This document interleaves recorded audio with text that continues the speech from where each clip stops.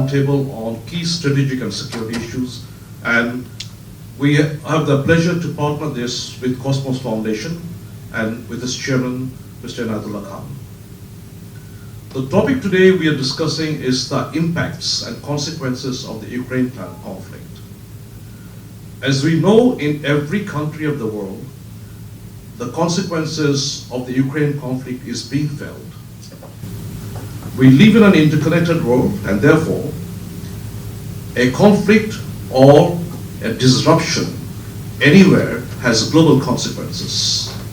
And that is exactly how we are seeing the consequences of the conflict being felt in food crisis, with the rising price of food grains all over the world. There is a major energy crisis with the cost of fuel and gasoline going up, having adverse impacts on other sectors of economic life. We also see currency volatility, a rising cost of living. We see inflationary trends in all countries. We are into the 5th month of the conflict, and as the conflict drags on, we are seeing deeper impacts of the war. The sanctions that has been imposed on Russia also has a lot of secondary consequences on countries, particularly in smaller economies like Bangladesh. Today, as we speak here, the US dollar has gone into a completely spiral, and the Taka equivalents are in nosedive, with a US dollar equivalent of 114 Taka. There's a change of about 8 to 10 Taka in 24 hours time. So that is about the volatility that we see in all currency markets around the world. And if this continues, you can imagine the cost of living of the people in any country, including Bangladesh, will become extremely difficult for the common people. So today, this afternoon, we are not discussing here the conflict or the war itself. We are only focusing on its impacts and consequences. And we have an excellent panel to discuss these issues, and they are all specialists in their own areas and expertise. After they make the initial comments, you're free to give your questions and comments and interact with our panel. Before I turn the microphone over to the panelists, I will request our co-host, Mr. Enayetullah Khan, to make some opening remarks. Mr. Khan, you have the floor. Thank you, General Muniruzzaman. I'm very proud and pleased that this is our first collaborative event between Cosmos Foundation and the Bangladesh Institute for Peace Studies. We have known each other for many, many years, and I'm very happy to be a partner of this event, and I hope we will have many more in the future. I was just looking at this, the topic that will be discussed during this talk. I think this is, first I must congratulate General Muniruzzaman and BIPSS for choosing a very timely and important and relevant subject for the humankind today. I think this Ukraine conflict is impacting each and every citizen on this earth.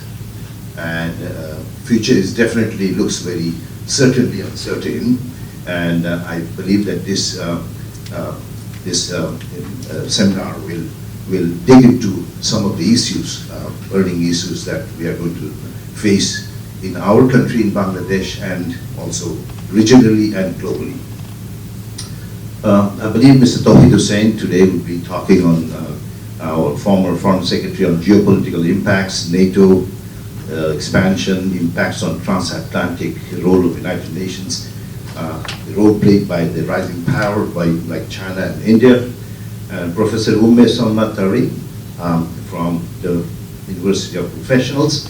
She's going to talk on impacts on European security, humanitarian crisis, new alliance formation and polarization, Russian and Quad. And I thought this was extremely, I would say, relevant and very important.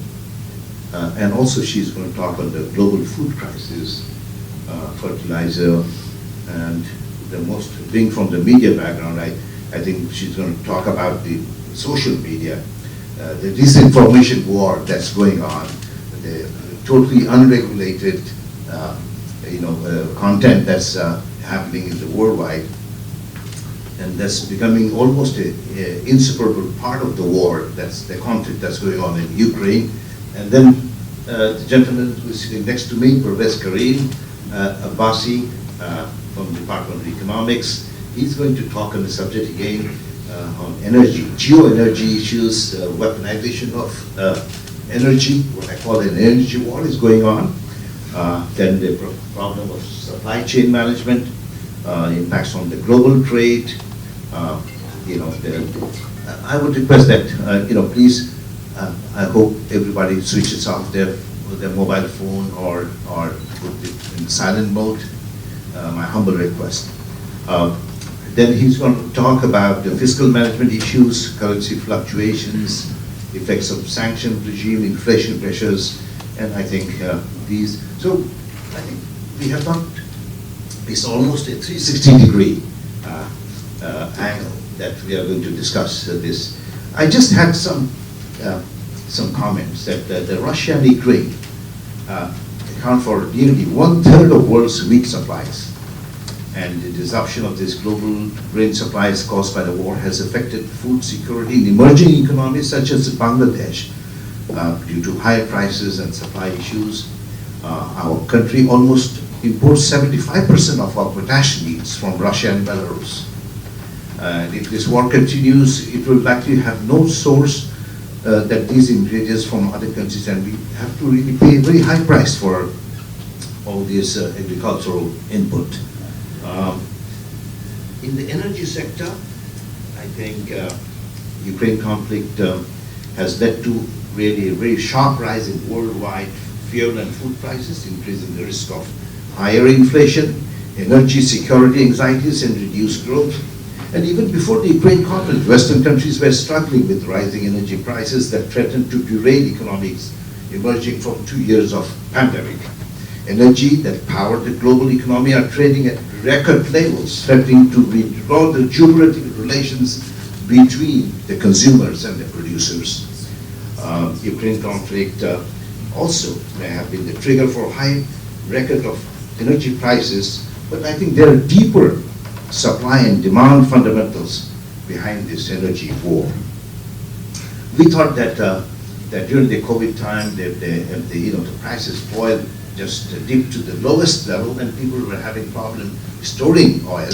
But we knew that it was a suppressed demand, and now we see an explosion of the demand. So I won't be surprised if it goes to $200 per barrel due to these geopolitical eruptions. And there's a report that says it could go as high as $300, and I hope it's wrong. Anyways, I want to stop here, and I want to hand over the microphone to General Muniruzzaman. Thank you. Thank you, Mr. Khan. We will, without any further ado, we'll go straight to the panel, and I hand over the floor to Md.Touhid for his initial remarks. 10 minutes is a pretty long time. Okay. As Mr. Khan has told me, ladies and gentlemen, good afternoon. As Mr. Khan has told me that my subject should be geopolitics, NATO, UN, China, India, etc., etc. I'll go straight into that, and then I'll raise slightly beyond that a few issues. I will not speak on them. I will expect the other speakers and the audience to raise issues on those. If we speak of geopolitics, there has been, well, it's very easy to say that there has been a complete change in the geopolitical situation. That is more theoretical. But the thing is that, for example, if we look at NATO, NATO has expanded. Now, if the Russian intention was to contain NATO, coming closer to its shores, in a way it is struggling to do that in Ukraine. But then at least two more countries, one of them with a long border with Russia, has already occurred and will become a member of the NATO after the process is complete. So that is one thing. Second thing is that what has happened to NATO is that NATO had a lot of internal difficulties during the last quite a few years, maybe decade or decades. In fact, when the Berlin Wall fell and after that the Soviet Union ceased to exist, there was a feeling that why there should be NATO at all, because the Warsaw Pact is not there, so the NATO should also disintegrate. And there was actually some confusion as to really what purpose that was going to serve. Now, it has two sides again. Because NATO, instead of becoming less useful or less functional, it expanded nonetheless. And this, of course, was not a good thing for Russia. Russia had expected, and we are told that there was some sort of gentleman's agreement that NATO will not expand towards the east, and there will be a buffer region between Russia and the Western Europe. That did not happen.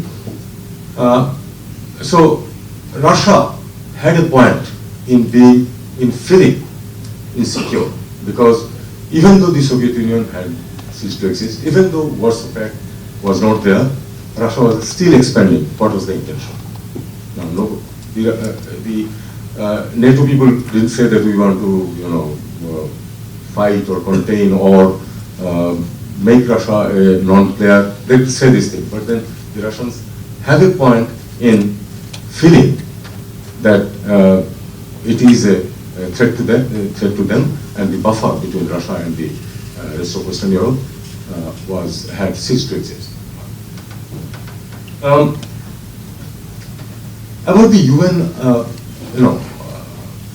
well, I had a pretty long career in the foreign ministry, 33 years.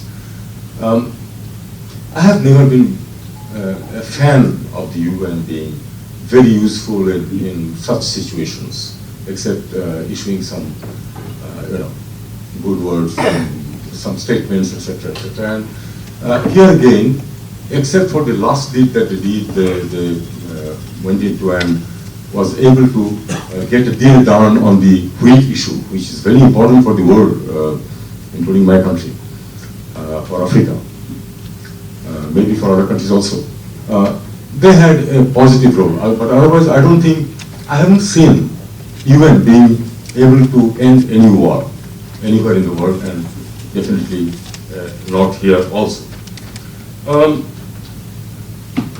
The thing is that in this war, the strategic and geopolitical problem that remains in front of us is that in this war, none of the two sides can afford to lose.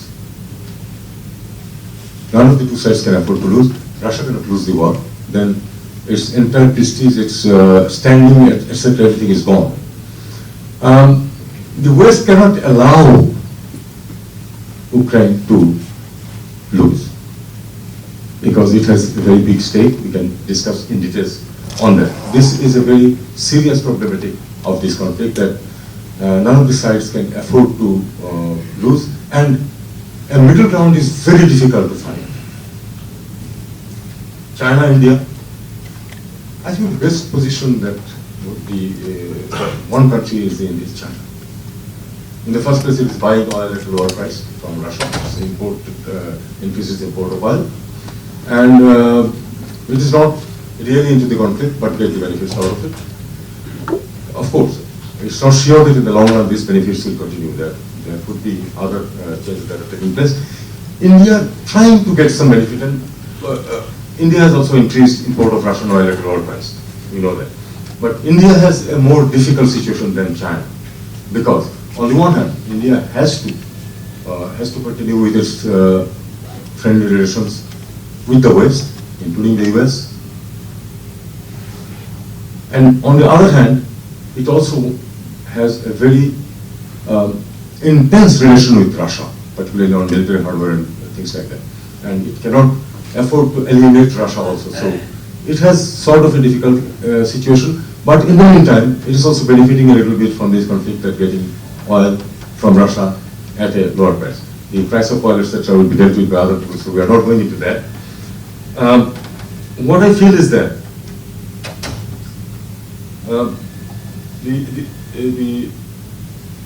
since the conflict, the end of the conflict is not in sight in near future, we will have many other unforeseen situations.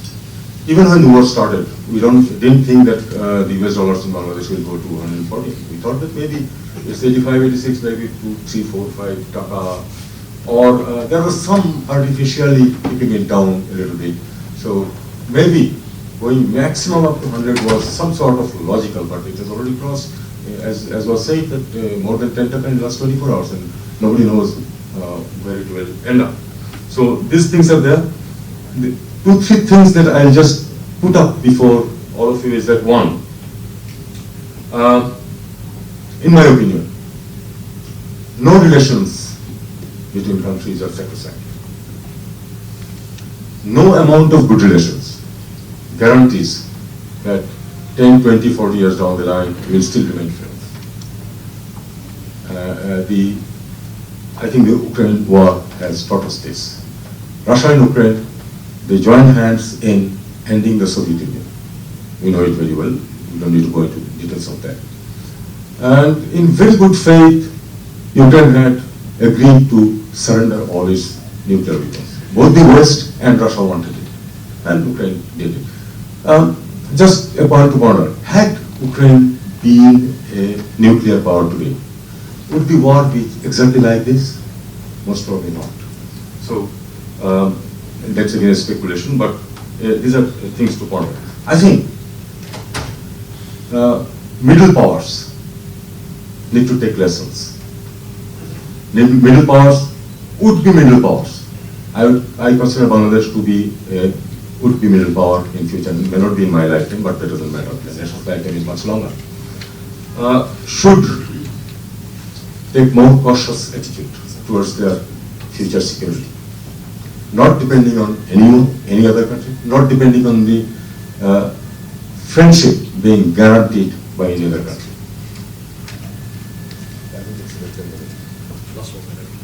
I really don't need this on it. I am just raising this issue, and then maybe in question and answer session will be, I actually love the question and answer session more than this monologue. Thank you so much. Thank you, Touhid. You raised some very interesting issues, and the key takeaways from his remarks: we must watch carefully the new NATO expansion, with the inclusion of 2 other new member countries coming into the NATO, and what sort of repercussions it might have. We need to watch very carefully the new security architecture that is being redrawn, particularly for Europe, with consequences for other regions. We are watching very carefully the revitalization of NATO itself, and a new impetus to the new transatlantic relationship that has been not going very well during the Trump era, but it sees a new life again due to the Ukraine conflict. So the political and the security landscape of Europe and beyond is being reshaped by the conflict itself. And that is something that is emerging, and we need to watch it very carefully. Our next speaker in the session is Professor Tarin. She teaches international relations in the University Professionals, and the floor is yours, ma'am. So in terms of security issues, first I would like to mention about how the war is shaping or affecting the European security. 30% of Ukrainian defense industry or defense purchases are going to Russia. That is another aspect of, I think, significance for Russia to keep Ukraine under its particular influence. And also having access to the Black Sea through the Ukrainian ports, that is also another aspect. So there are a lot of geostrategic significance for Russia to have an influence over Ukraine, and on the other hand, Ukraine is fighting for their determination, right to self-determination, and for their democracy, for freedom, and for their right to join the Western alliances. So if we consider from European Union's perspective, as because I'm talking about European Union rather than Europe, because most of the time whenever we are looking at Europe, we particularly tend to focus on European Union, and most of the countries are particularly the major countries or major powers, they are part of European Union. So from that aspect, I think the way Europe used to think about European security for the decades following Cold War was Europe has become a stable region or a quiet region. So I think the war has changed that perception and again brought the importance of European security in front of the transatlantic community. So that is one aspect. And so here the most important security concern, I think, in terms of geopolitical aspect is how to ensure the security, independence and self-determination of different Eastern European countries. It's not only about Ukraine, but in future there might be other cases because it's about the security issue of all the countries. I'm not particularly blaming any country, Russia or Ukraine, but because everyone is thinking about their own justified security, or they are talking about the war as just wars from their point of view. So I think ensuring the security of Baltic states, and also there is a very important aspects of this war where Russia is trying to say that they are very concerned about protecting the rights of Russian minorities in different countries, different Eastern European or post-Soviet states. So from that point of view, I think Moldova is a country which is in which is very much threatened about their security in the coming days or in the coming years, because there are a lot of Russian minorities there. So these are one aspects where I think these are the geopolitical aspects where European Union or Europe as a whole needs to think about protecting the rights of all these countries and independence. And because this was a surprise attack, and also factors of covert military actions or deception, these things were involved. So it's a challenge for European Union to think about the security of country or protecting those countries in future. And second aspect I would like to mention is probably in terms of European security is the increasing defense spending, which is another implication or fallout of the war.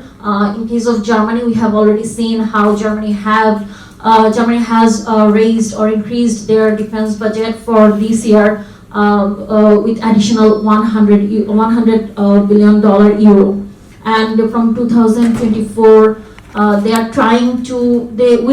have announced that they to increase the defense spending above 2% of their GDP. So that is one aspect I think all the European countries are going to think to increase their defense spending, and as a whole European Union is going to focus more on their common defense policy, I guess. Apart from these geopolitical or defense related issues, another fallout or another consequence for European security, I think, is energy security, which is we all are mainly concerned about. So as we know, Europe is heavily dependent on energy, gas, oil and coal coming from Russia. And according to European Commission, 40% of the gas is coming from Russia, 27% of oil, and also 46% around of coal is coming from Russia. So from that point of view, I think although European Union has imposed a lot of sanctions or very strict sanctions over Russia, it is still, they are trapped by this, I think, because because of their heavy reliance on those energy resources. So on the one hand, they are relying on those energy resources, but on the other, when they are buying those resources, they are basically feeding the war which is happening there in eastern borders. So that is a concern, I think, for European Union. And although initially during the months of March or April, there was a kind of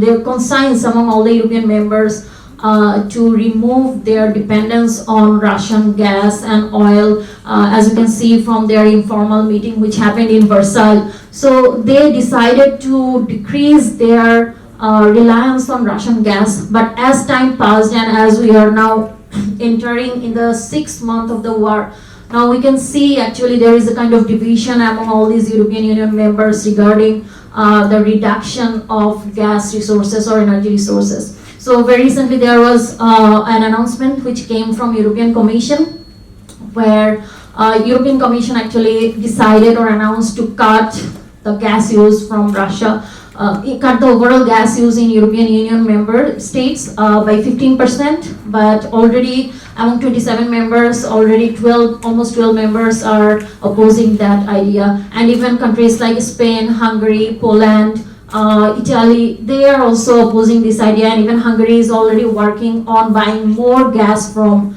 Russia. So all these things I think makes European energy security more complex, and how in future Europe is going to take care of this particular issue, ensure their energy security. This is going to be a big concern or security from the perspective of security, energy security, I think.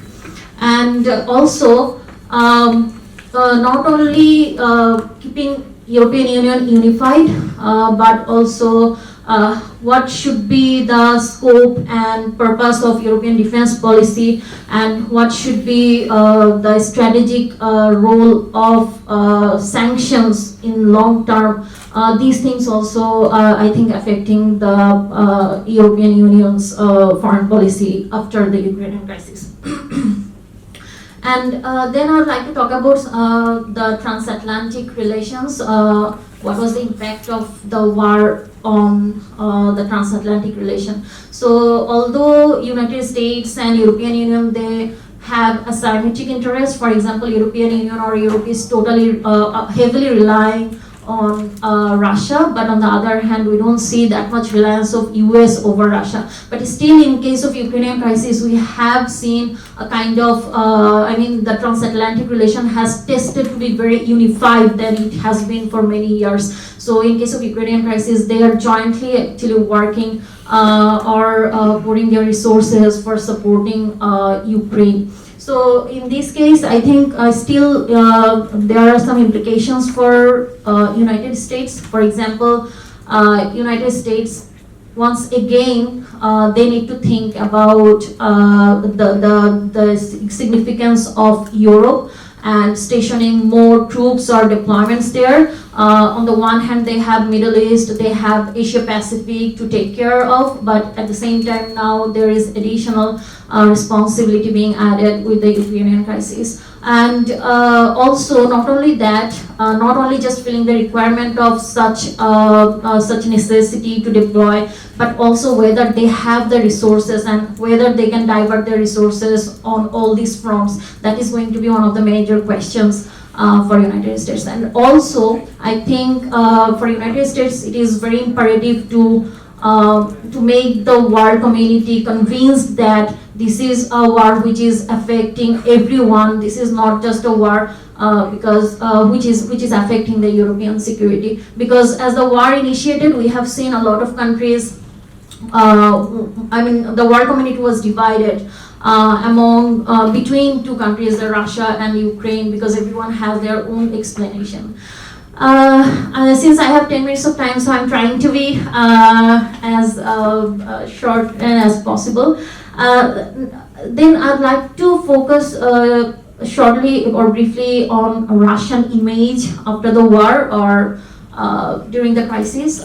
Before the crisis started, we usually tend to see Russia as a very powerful, modernized country in terms of military, but as the war is occurring and as we have seen such kind of a strong resistance from the Ukrainian forces, definitely with the help of Western alliances. So I think there are some negative aspects which are coming in front. For example,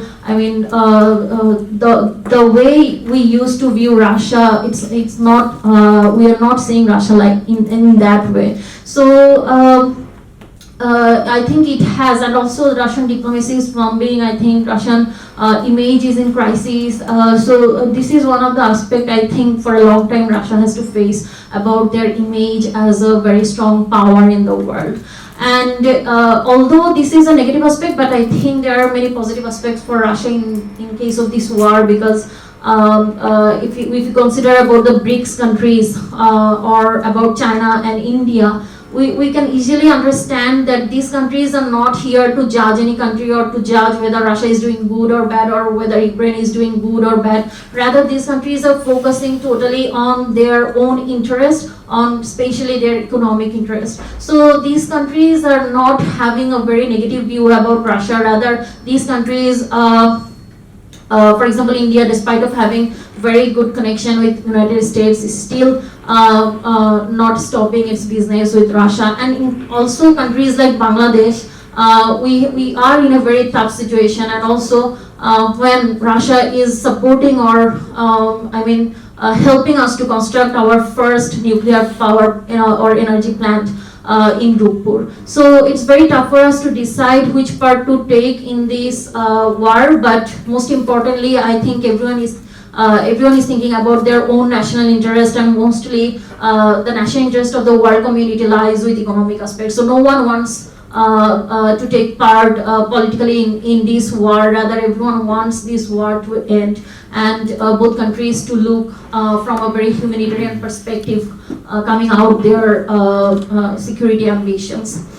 China factor, I think Sir has covered, but I'd like to just include that China being a very powerful nation and also emerging country is always looking for opportunities to challenge United States. So in case of Russia-Ukraine war, we can see how the use of nuclear deterrence is keeping the major powers or the Western powers away from participating in the war with their physical presence. So maybe while United States is diverting their attention in Europe, that might give China some opportunities to increase their deployment or increase their influence in other areas or other parts of the world. And also it might be a learning for China where they can maybe use the shield of nuclear weapon in case of any future ambition with regard to Taiwan.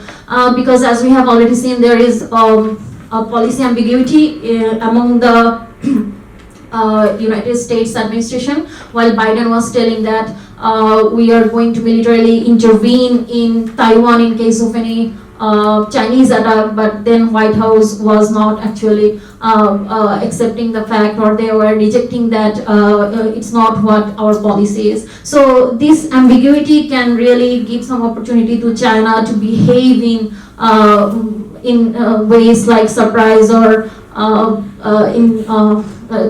use their nuclear deterrence suddenly to challenge United States.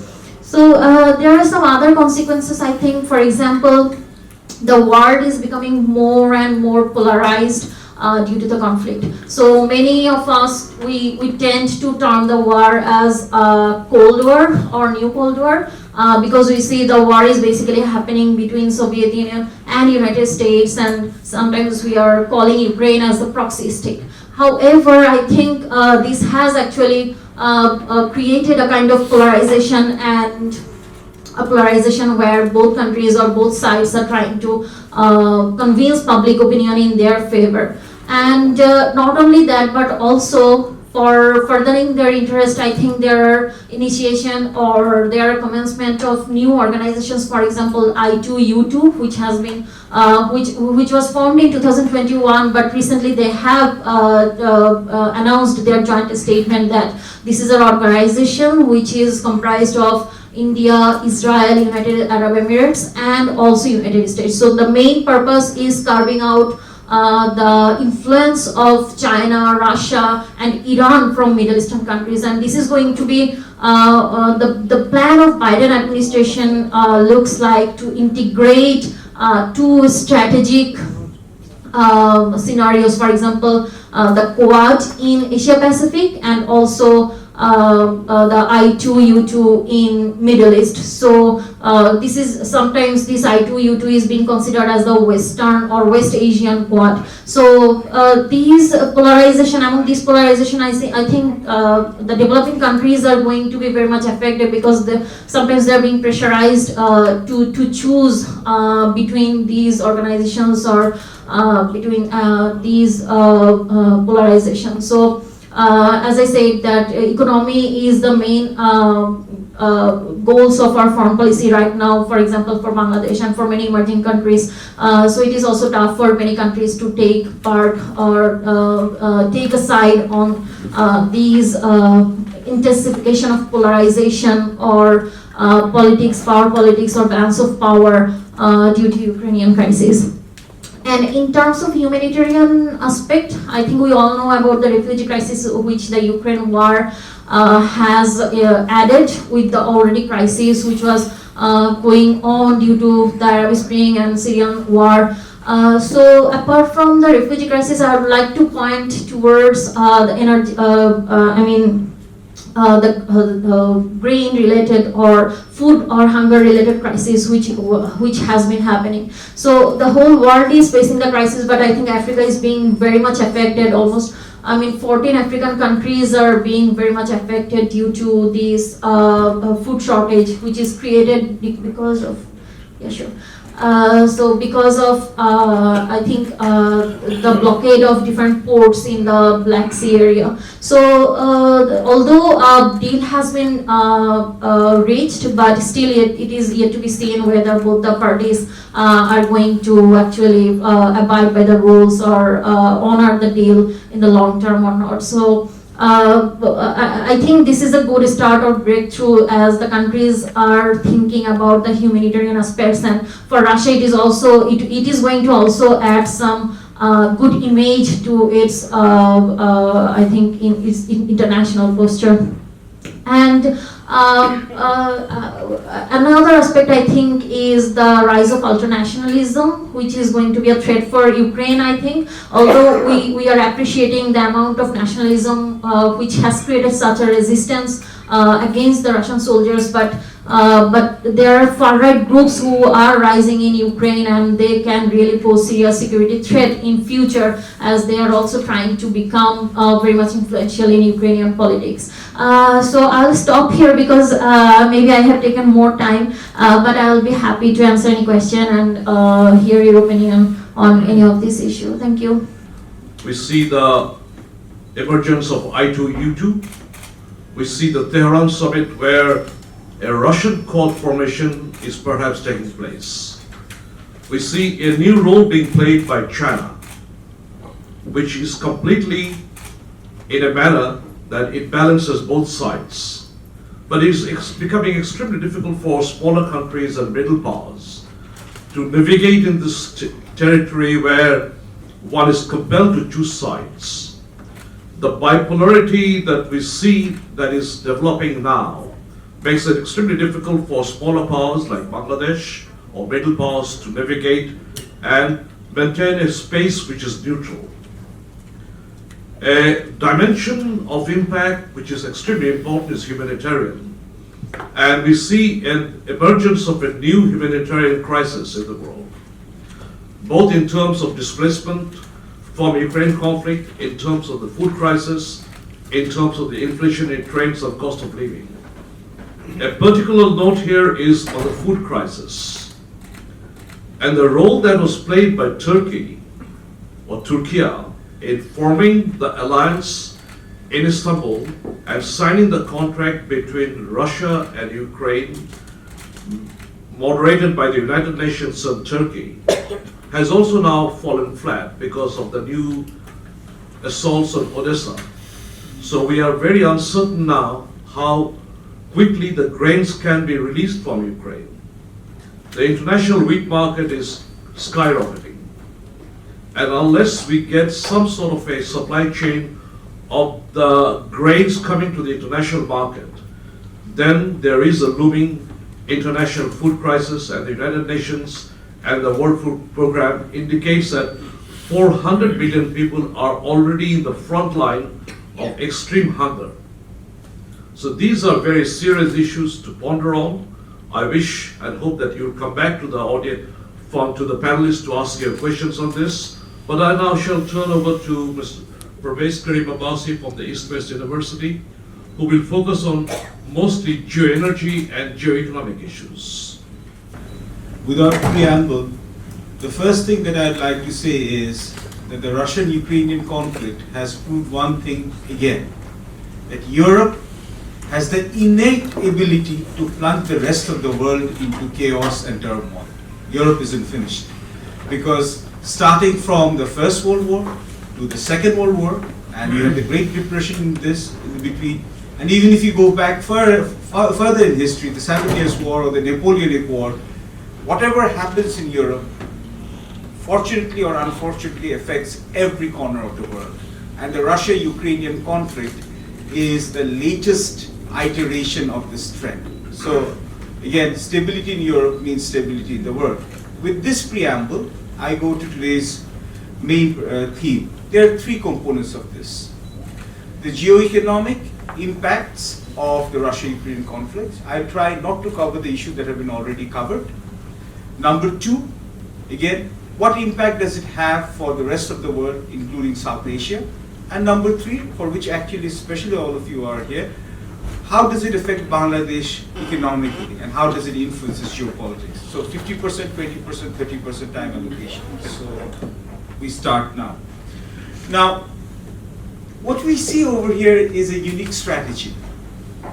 The US-led West is basically focusing on weaponization of human rights, democracy, and emphasis of good governance in its fight against Russia or in a proxy war against China.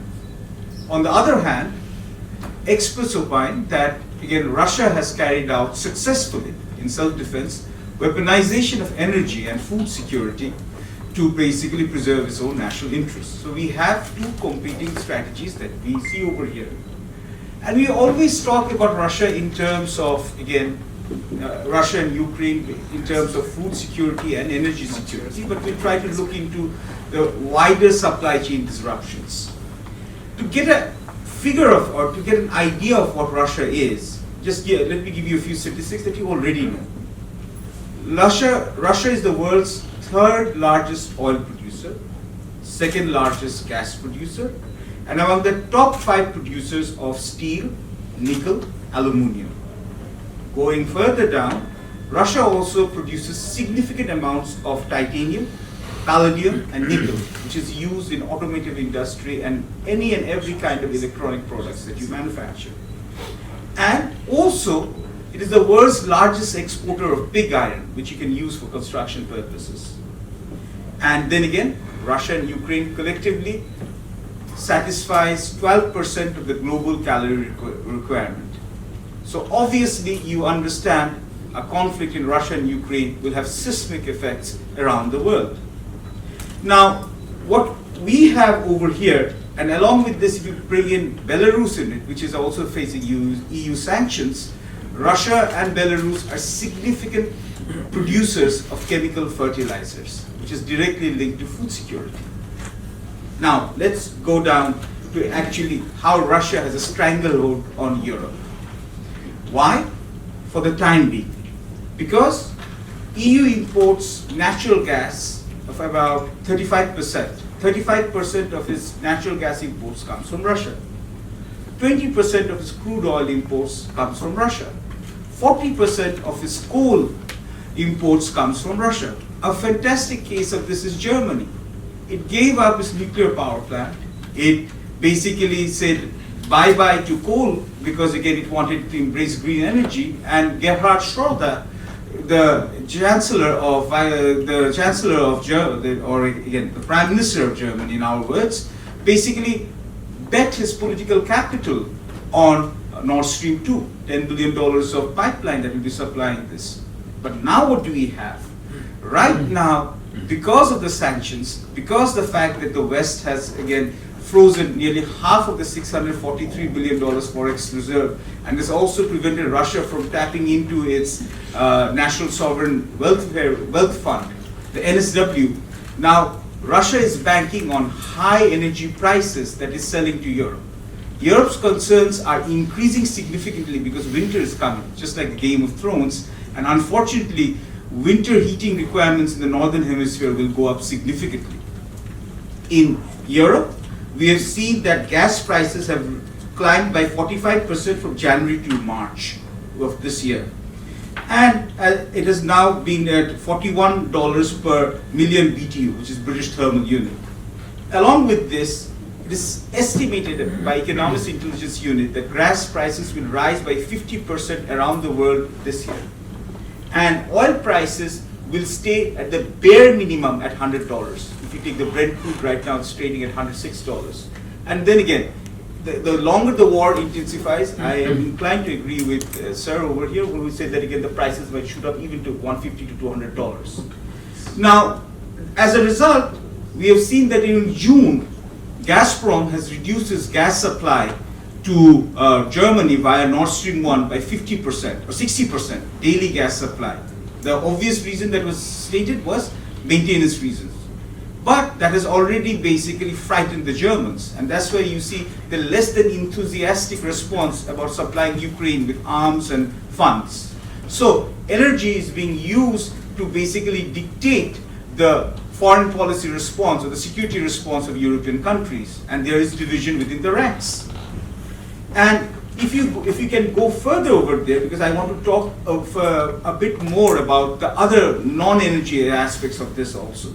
Turkey has now become all of a sudden an important player. Why?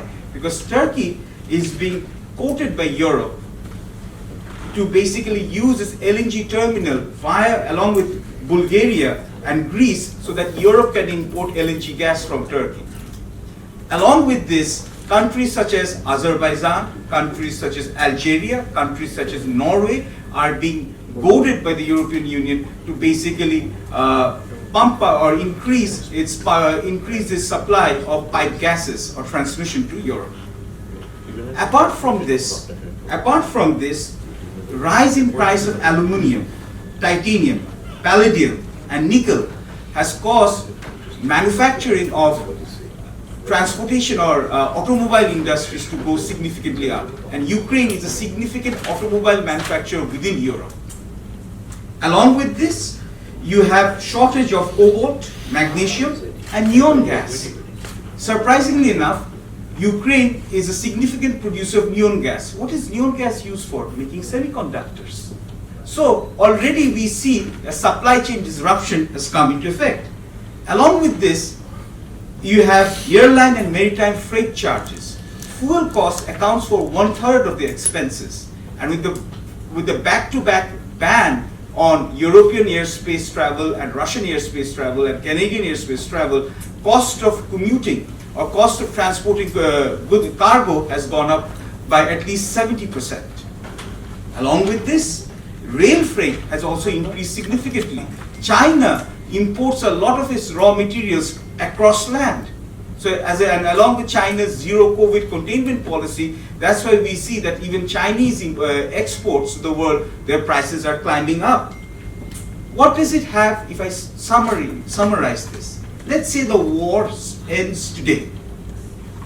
The war ends today. Even then, by the most conservative estimates, your global inflation will shoot up to more than 6%. Global merchandise trade will go down from 4.7% to 3%, and global growth rates will go down to 3.4% from 3.9%. That's the world at large. Now that's the Europe and the West as a large. And with Russia, recessionary threat is severely magnified. Now if you come to the rest of the world, especially the low middle income countries, I come to the second part of the presentation. There are threefold problems. One is debt distress. Number two, pandemic distress. Number three, food and fuel price hike for developing countries. 60% of the lowest income countries are in severe debt distress or severe debt distress as calculated by World Bank, and a very conservative estimate. Along with this, whenever the Federal Reserve hikes its interest rate, there's a run on non-dollar currency. which means import of items becomes very expensive. Import of commodity, import of essential construction equipment, import of medicine, import of food goes up significantly.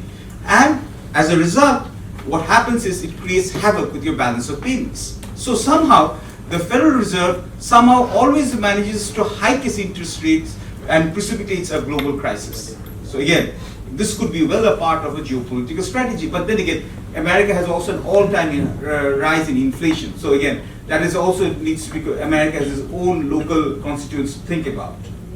And along with this, rising prices in the United States of America means that, again, this has caused a severe battering of Joe Biden's popularity ratings. So one of the problems that the United States of America has is that unfortunately it's a democracy. So again, popular opinion does matter. So if prices of commodities go up significantly, gasoline prices go up significantly, and in midterm elections, the Democrats lose control of both the houses. And again, nowadays when you have that the fringe elements of the Republican Party making outgoing President Donald Trump look like a moderate, God knows what America's policy will be towards Russia in 2 years' time. Now let's come to Bangladesh. And before we come to Bangladesh, let's look into South Asia. 3 things have happened in South Asia. An over-reliance of populist policies, centralization of power, and number 3, fetishization of the cult of growth. And last but not the least, the idea that a sort of, what would I say, naive idea, understanding that we can afford to pick and choose allies and partners at will during this new great game. And unfortunately, this Russian-Ukrainian conflict has burst our collective bubble. Now, let's go to Bangladesh, and because we already know about Pakistan, we've already known about Sri Lanka, and again, I'll be happy to answer questions during the Q&A session. What about Bangladesh? Bangladesh was doing remarkable. Compared to its peers, compared to the adversity it suffered, it was doing significantly well. And this has been also hailed by the World Bank, IMF, ADB, and multilateral organizations. And the feather on the hat was the inauguration of the Padma Bridge, something to be very proud about. But lo and behold, after a few days, we started hearing rumors about an impending IMF bailout. And that means that we have to basically review our fundamental indicators. Now, what has happened over here? In terms of current account deficit, in the last 11 months, Bangladesh's current account deficit stands at $17.2 billion. The financial year hasn't ended yet. The Bangladeshi taka has depreciated by 20% in the last 3 months. Diesel power plants, which was adding around 1,500 megawatts, has been taken off grid.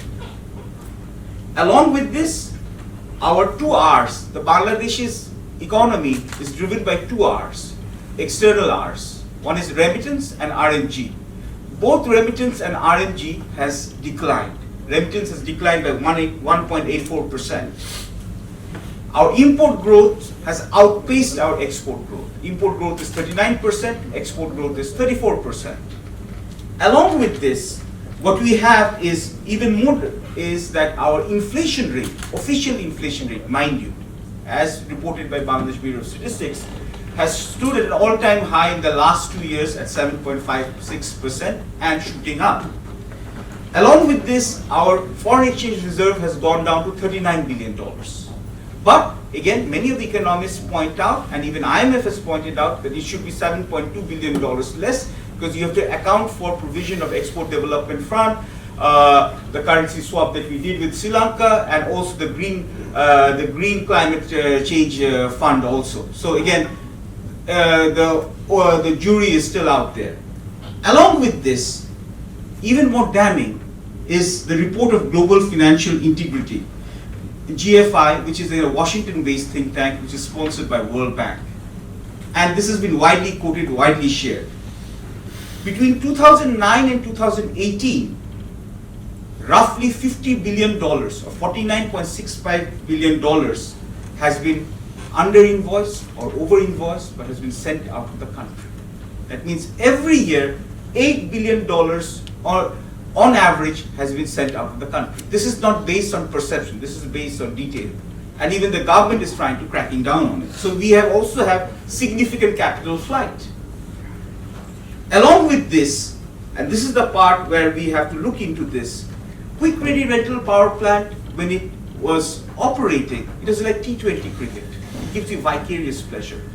And it also gives that, again, 100% power access to everyone.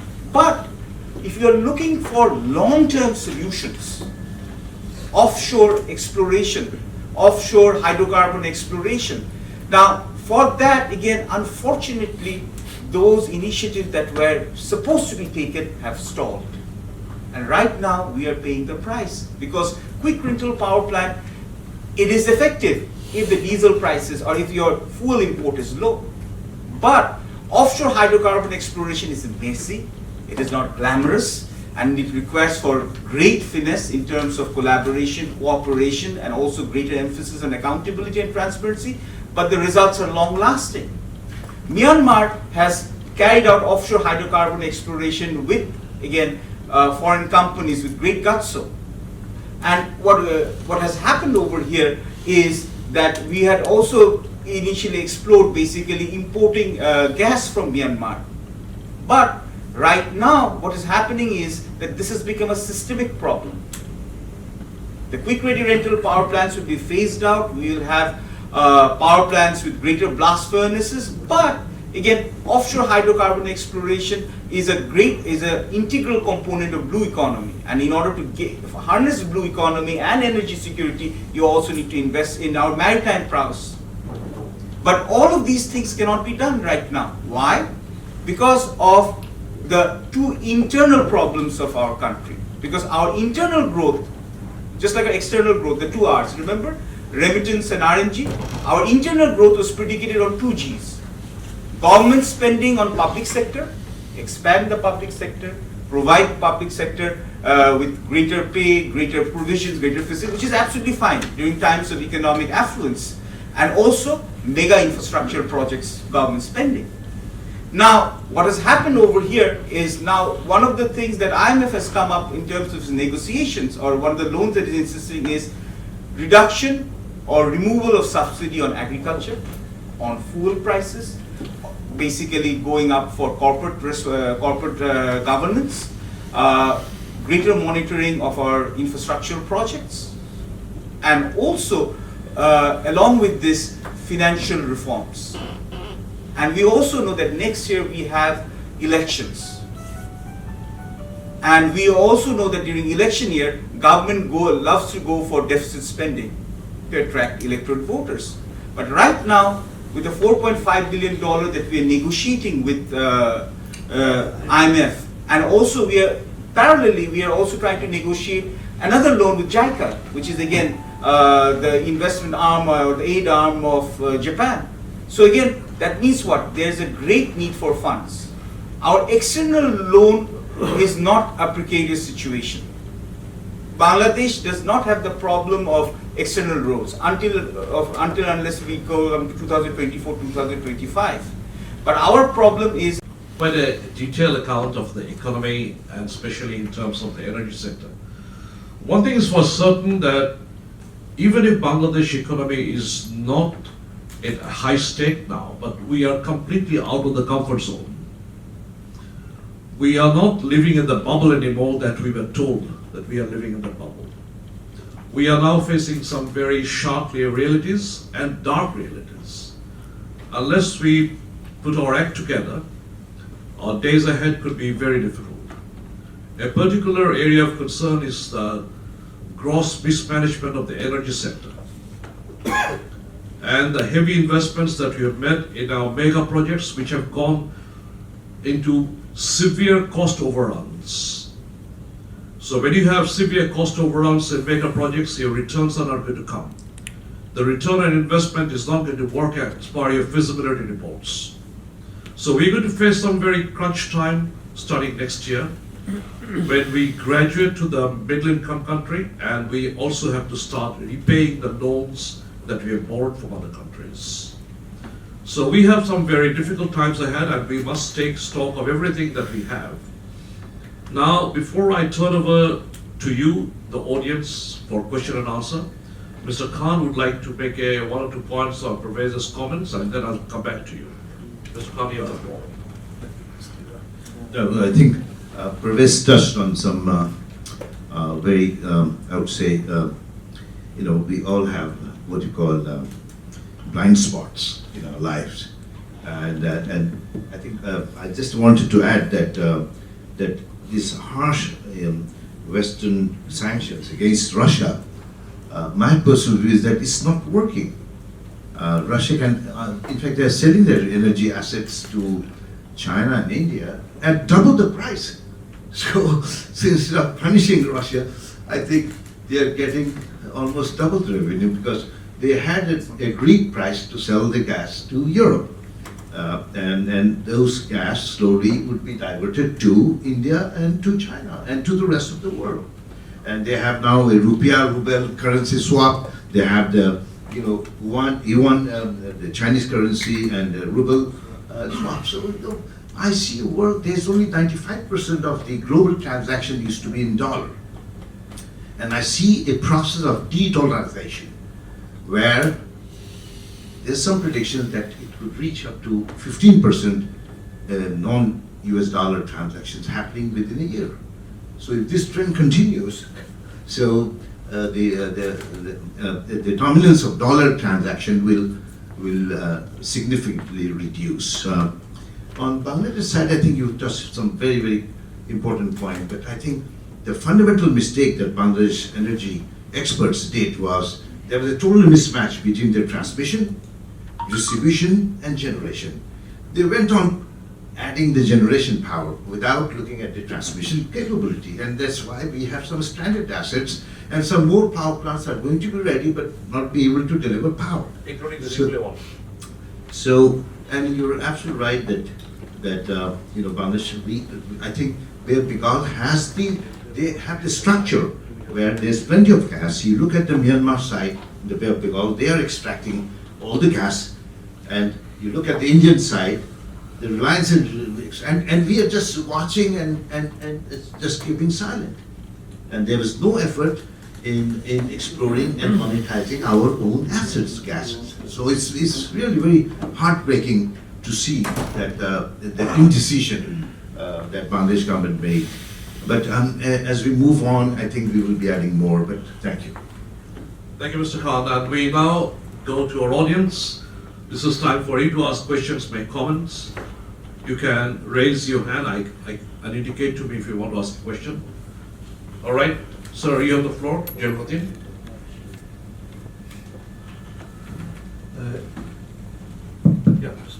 I am concerned. Actually, I am not concerned for me or my family.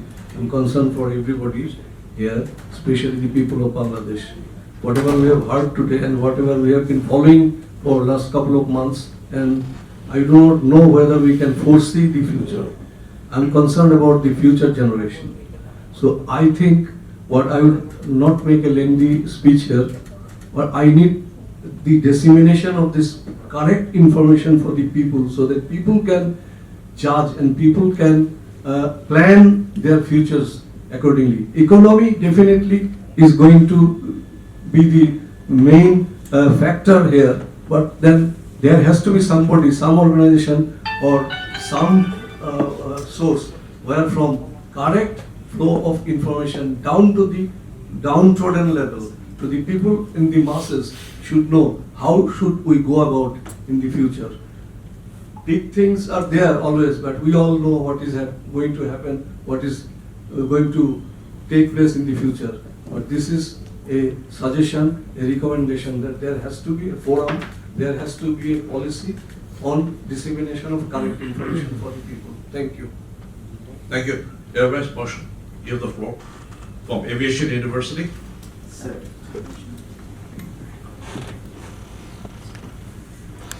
Thank you very much.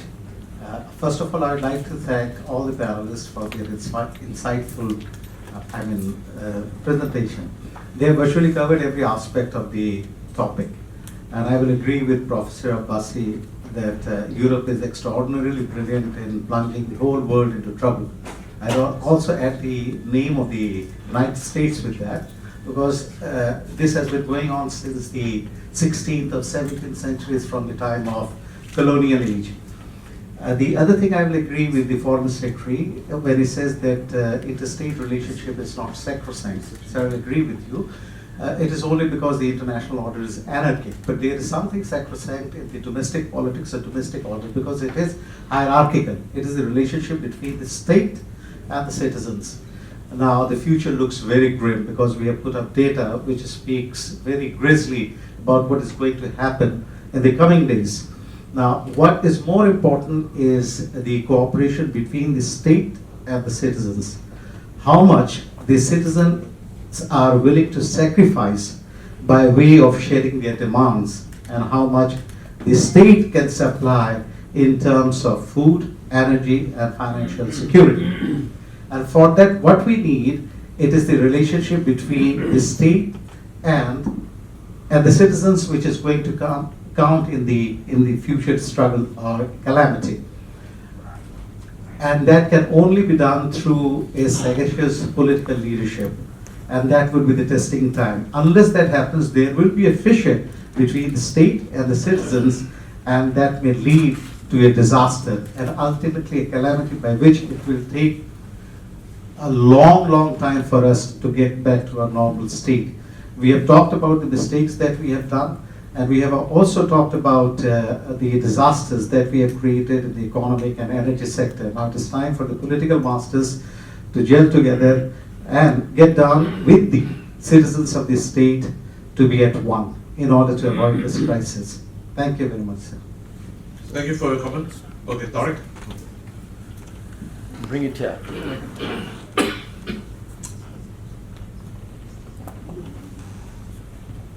Thank you, sir. I don't have a question, but I would like to share of my personal thinking about today's discussion. The topic is the world is in turmoil. The world is in turmoil just because of a local small war in Ukraine. We have seen many wars. We have seen wars in Iraq. We have seen in Afghanistan. So what is this world system? As Mr. Abbasi says that the Europe can cause the confusion in the entire world, and this world system has to be is in question. A small war in Ukraine can cause the world in turmoil. I have a difficulty in believing that this world system is a problem. Okay, I recall the Halford Mackinder, he's called the father of the British geopolitics. He says, whoever controls the Eurasia controls the entire world. And I tend to believe that. So there has to be a race controlling the Eurasian region. So that's what is happening. You see the time when the Russia has waged the war. First of all, I think it was necessary for us to think why this war is happening, the reasons for the war, and the timing. When there is a Brexit already done, the submarine deal of the French, of the Australia, and then the withdrawal of the United States from the Afghanistan. That is the time that war has come. The Ukraine war is now beginning. So these are certain things that that needs more discussion. Why it is happening in this particular way. The same thing, if I would like to say this food security, the Ukraine is producing food, and that is the food security for the entire world. It's difficult to believe. How can the food only produced in Ukraine can support the entire world? Okay, the fallouts, although it is all, we have seen all the negative points, but why not we see the Eurasian alliance which is coming up? This is the fallout. It might take time, but it will happen. It might happen. Why not we see that Belt and the Road Initiative getting momentum? And why not we see a multilateral system in this world? Different currencies. The countries have a lot of options to use different currencies, bilateralism, not purely going on the international currency as USD. So these are the good fallouts of the crisis, if you may like. So that's what my comments about today's. Thank you. Thank you. Thank you. Next question. Okay. Sir. Okay. Mr. Najmul, you want to ask a question? Mr. Najmul? Yes, sir. Yes. Would you Yeah. give it to Mr. Najmul first and then we'll No, let him have it. Okay, all right, okay. Just it is actually complementary to Brigadier General Tariq's what he said in the first portion. Actually, to me, the Ukraine war is, you have already made, it's a war of uncertainty. We cannot draw any conclusion. Why? This is a very typical war. Two players are there, apparently. One is Russia and is Ukraine. Is Ukraine fighting? But who are the countries making proxy war? I mean, who has created this volatile situation? It's not war between Russia and Ukraine. And if you talk about these sanctions, Mr. Abbasi has already mentioned, it is just, sanctions are made, but it is causing just human sufferings. And we are the third world countries, poor countries are suffering. Says Iran was, a lot of sanctions were there. Ultimately, what is happening? Iran is growing. Iran is a state developing. Now they are connected with Russia. Just imagine the situation. Iran is supplying drones to Russia. What sanction has done? So actually we should ponder on these things. Actually we are, the major superpowers, they are fighting and we are becoming sandwiched in between these two countries. And it's there just because of their domination. And we should voice it. That what should we say from third world countries? That's all. Thank you very much. Thank you. While making your interventions, I shall also request you, please give us options for Bangladesh. That is what we are very keen to understand. Sir, you have the floor, Mr. Enayetullah. Thank you. Assalamu alaikum. I would first like to congratulate Major General Munir and Mr. Enayetullah Khan for arranging this beautiful subject. It's not the war that I would like to stress on. I would like to ask, as all the members of the panel have stressed here, on economics. So from Professor Parvez, I would like to ask, we understand there are three systems: capitalism, socialism, communism. And in capitalism, we call it a free market. So there's land, labor, capital, organization. Land, so free market is demand and supply determined by the market. So land is free, organization is free, labor is free. But why is capital determined? Predetermined. And why you call it free economy? If we could go into this crux, I think we'll find the main problem of the wars that are taking place world over and will continue to take place. I have very good economics here, that's why I'm asking this question. Mr. Enayet, I know Mr. Muniruzzaman is a strategician, and our ex-foreign secretaries here, we have professors, we have elite people here. We have to think that the wrong system. We are staying in a bubble, an artificial bubble created. We are told by the World Bank and all the intellectuals that it is a free economy, but the capital is predetermined. Now see what is happening. Forget this war. There are many wars taking place. There has been war in Delhi, there has been war in Washington, there has been war in many capitals. Those were economic issues. These are the wars between have and have not. And in a larger scale, these turn in the shape of wars. The war is taking place because of insecurity, and the insecurity is because of the economic issues. And the economic issues are failing us because we are living in a bubble. We are made to believe that we are in a free economy. And I will ask Mr. Parvez to explain to me, is this free economy? Thank you. Thank you. Also, We'll first sir, have- just a second. I would like to again give my best advice from you and Mr. Enayet, because I know both of you personally. You are a military statistician. You even calculate how much bullet is spent, how much food of war a soldier consumes, and it is a strategic figure. We need these kind of elite people here. I know Mr. Khan is a very good economist. He is a brilliant student, as I know him of my time. And I'm sure I've got very good journalist here, Mr. Farid, I saw him. Yes, he's leaving us now. Anyway, but you have made a beautiful, I have attended few more of your lectures. I asked your son to keep a profile and of these meetings. And I request all of you here on the panel and all those in here to raise this question. What is free economy? Thank you. We will first have Shafkat, then Brigadier Sakhawat, and then Ahona. Okay. After I'll come to you. To Shafkat. By his term fetishization of the cult of growth. Am I right? I believe I have Yeah. one point So, right now.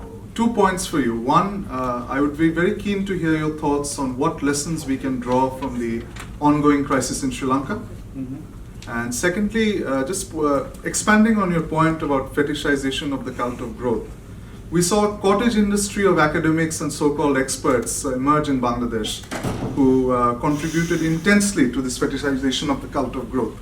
We rejoiced with premature euphoria when we lent money to Sri Lanka. We were constantly talking about how we have arrived, and we were making fun of IFIs and so on. And we developed a collective sense of hubris, and not just in Bangladesh, we saw that in other countries, particularly in Sri Lanka and other places as well. And as you know, I follow Sri Lanka very closely. I'm very closely associated with Sri Lanka, so this is a crisis that I've followed quite closely, both from Bangladesh and in other places. So what would it take us to actually get us out of this very injurious hubris that we have entered into and actually have a proper reality check? Because let's face it, the happy days are over. Thank you. To be very much discontinuous and disproportionate to the third world countries like Bangladesh. As we all know, we actually the government as well as the civil society organizations in Bangladesh are very much dependent on the foreign aids. So what is going to be our fate in this regard, as we are accommodating one of the largest refugee camp in Bangladesh there in Cox's Bazar.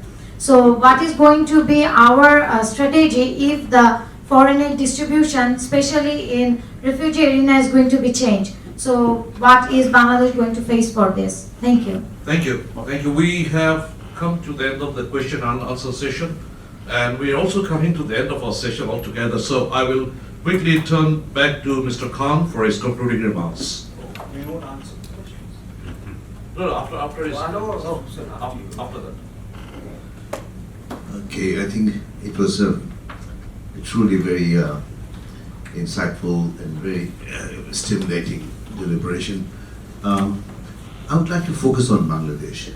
I think out of this whole discussion on the Ukraine conflict, where I think Bangladesh has some scope of maneuvering. I think, first of all, Brigadier Sakhawat, I think in any war there are no winners.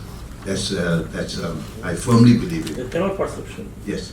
I think Bangladesh can, as an emerging nation, I think we can afford to stand on our own ground without taking sides. If I answer the question whether we should take the side of Russia or USA or China, but I think Bangladesh is in a very unique position to be able to pursue a very independent, neutral foreign policy. I think three things are I think our asset. One is our demographic edge for Bangladesh, as we know, average age I think 60% of them are within the age Below bracket of, 35. yeah. That's a huge asset for the human resource. Number two is, I think, the homogeneity. I think there's no other nation in this earth which is as homogeneous as Bangladesh. Culturally, linguistically, and I think Bangladesh, if you look at the 1971 war, I think the whole nation was united.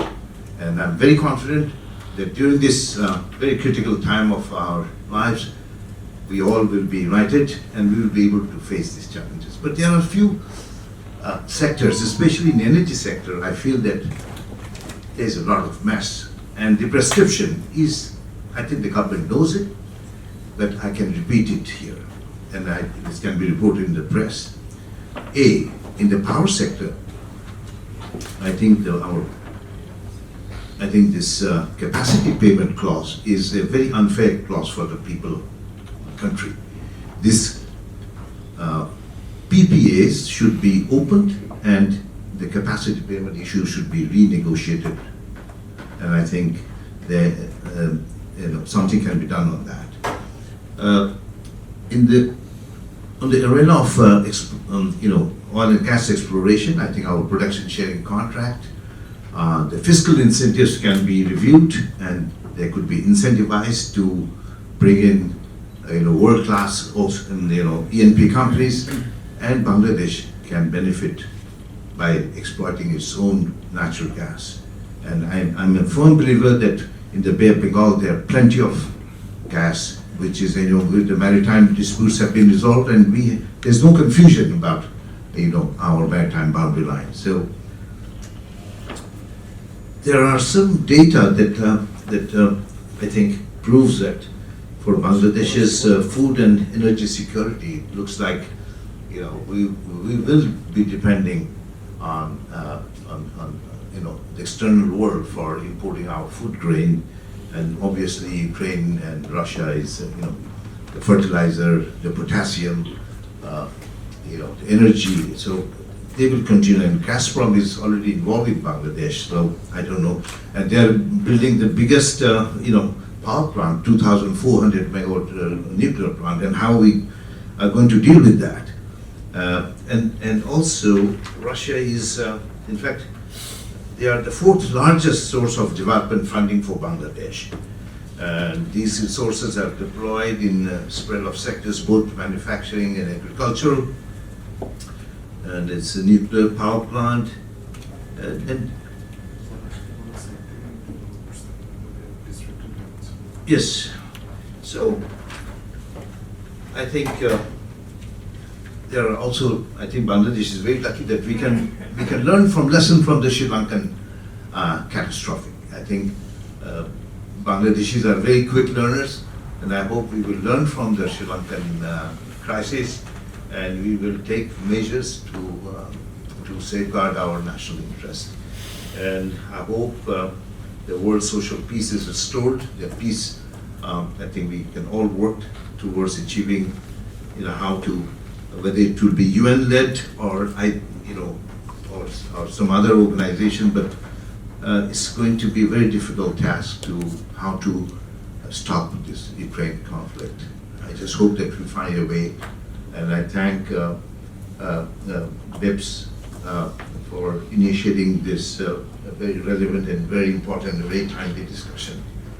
Let's continue. Thank you. Thank you, Mr. Khan. We'll now go for a very quick round of responses from our panel members. We're starting with Touhid. I'll be very brief, thank you. I'll be very brief because we don't have time. 5 points, I'll just give almost one-liners as answers. We cannot afford to take any side, plain and simple. Even if there are compulsions, most probably we'll have to be on the Western side, most probably. This is my prediction. We have no way to abandon the West and go to the Russians. That is not possible. One. We need to put our house in order. We have not been managing ourselves well. We thought that we are managing very well, but then when the crunch time comes, as it has come now, we see that we have not managed well. we need to get out of this complacency and really look at things as they are. Human resource, you said, sir. Yes. We have one of the lowest quality of human resource in the world. Numbers do not make human resource only. The quality is important. Homogeneity could be an asset. Have we agreed on anything, being so much of homogeneous? Have we agreed on anything in the last 30 years which involves the interest of Bangladesh? We have not. Last point. Peace. The world had never been at peace. Yes. Yes. Now, just look at it. After the Second World War, such a disastrous thing all over the world. Very quickly, the world went into the Korean War. Then the Vietnamese. Decades. Bangladesh, Middle East. You have wars all around, all along. World has not been at peace any time. It will not be at peace at any time completely. Because the war is in Europe, so there's so much of blubber.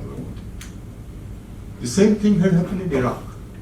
What the Russians are doing in Ukraine. The West has done that in Iraq on a completely false premise, proven that it was false from the very beginning. So we have to live with it. One small good example that I find is that even at the heart of the World War II in Europe, a small country like Portugal was neutral. I'm not speaking about Switzerland, that's a different category altogether. But Portugal was neutral in the Second World War. I think we can remain neutral in the ensuing conflict and the polarization that is coming in the world. Thank you. Thank you, Touhid. Tarin? Take about 2 minutes. Thank you. I would also actually like to answer that particular question with which side we should tie or not with.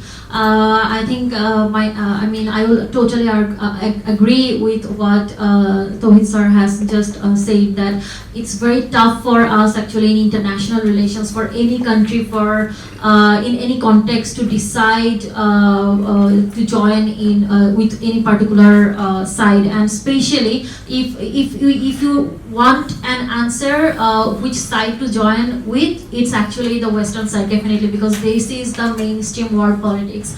And also maybe we can see Russia is taking help of China, or selling their gas, or trying to reorient their gas industry towards China. But it's not going to be very easy for Russia also. And also, if we consider the relation between China and Russia, it's more like a marriage of convenience than love affair, because they also have problems, and Russia is a declining power, but China has a lot of investment in United States, and also because China is trying to grow as a very strong power, so they have also they have to take care of their image issue also, and play the role of a responsible player. So from that aspect, I think, and also if Russia continues to continue the war, or wants to get involved in such future wars, because we know Russia is a military power, but Russia is not an economic power now, so its economy will be heavily affected by that, and that's why I don't think even they are helping us to construct our nuclear power plant, but in the long term they cannot support with that also even. So from that aspect, I think it's always in our favor, also considering the geographical realities of Bangladesh. We need to take a side of the Western countries, definitely, if we have to. And another thing I would like to highlight was, someone asked up the question that why things are happening now. So I think nothing is, as Brigadier Shakhawat has already mentioned, that nothing is happening as surprise. Definitely the attack was, the method was a surprise, but everything we could assume, or we could actually understand or easily presume earlier, because it happened in 2014, and not only 2014. Whenever we think about current world order, maybe all the countries are prioritizing liberalization, free trade, or liberal world system, but back beyond everything, what is working is the realist tendency or realist foreign policy or realistic or pragmatic foreign policy goals. So balance of power, traditional power, rivalry, those things maybe with the Cold War we don't see those things visibly, but those things are already there. So as long as world will prevail, I think permanent peace is not possible. All those energy scarcity or geostrategic competitions, everything will be there, and that because of those things we see the expansion of different organizations and threat to different organizations' security. And lastly, just to add, to answer very shortly the questions, for example, what should we do with regard to refugee crisis or settlement, and also why the system is not working. Actually, there is no answer or no short answer to those questions, because the system is not working, or it's working for someone's purpose, and it will continue to do so in the long term. And what all the countries are doing, like India, China, although we cannot compare ourselves with them, but still they are working for themselves. We don't have the luxury like India to mess with US sanctions, because India's strategic importance or importance in countering China in Asia is very important for United States. So India can do a lot of things, but we don't have that luxury. So what we need to do is, I think our policymakers have to be very proactive diplomatically, and also we need to work on our own economy. We need to be more focused on considering our national interest rather than any particular interest, what India and China is doing basically. Thank you.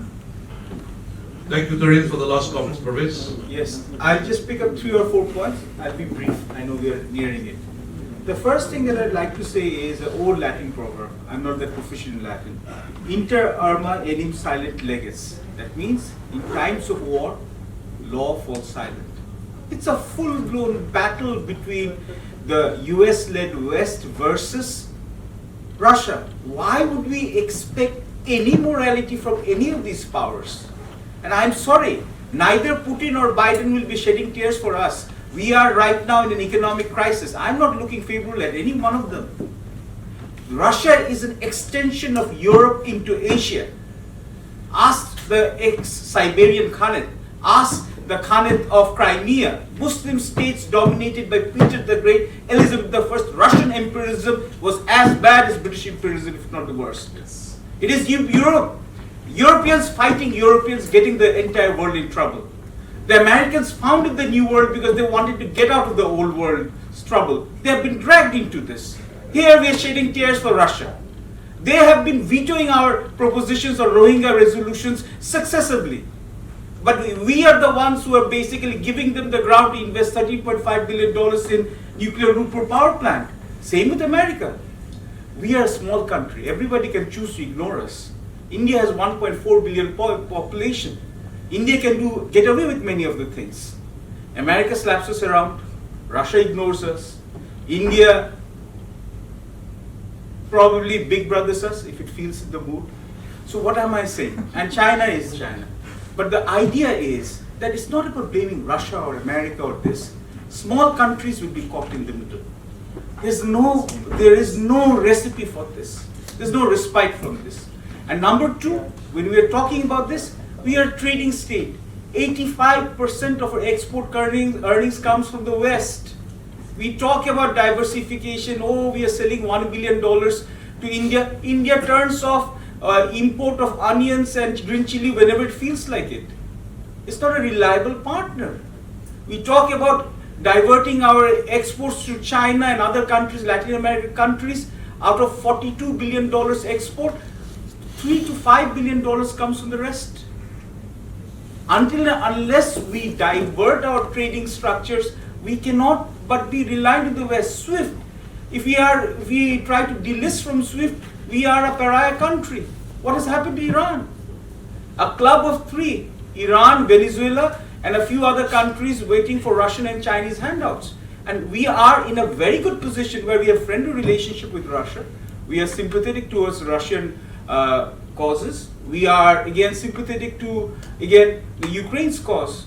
But then again, we have no fight to pick over here. Would you like it if Myanmar all of a sudden revitalizes claim on Chittagong 500 years back and suddenly invades us?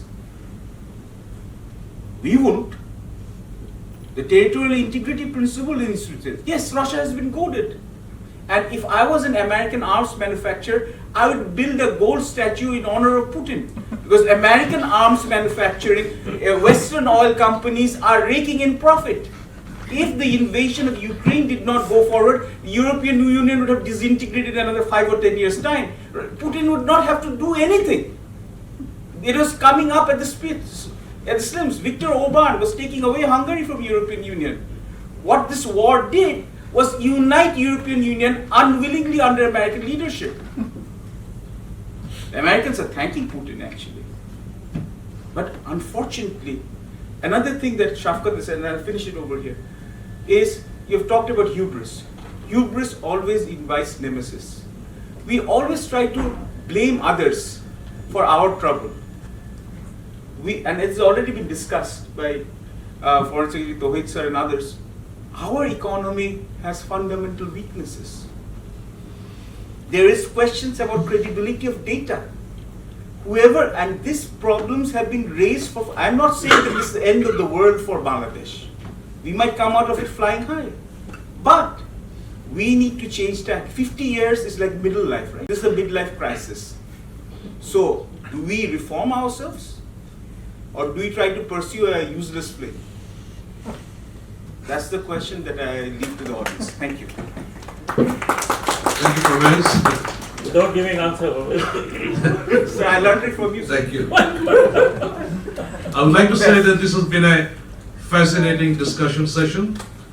The only thing I would like to say before parting is that we are at a critical juncture in Bangladesh and internationally. And we must all think and ponder how to get out of it. I would like you to join me in thanking our panelists for their wonderful discussion points. Please thank them. And I would like to thank you, ladies and gentlemen, for being with us for the whole afternoon. And I'll now invite you to join us for a cup of coffee outside. Thank you.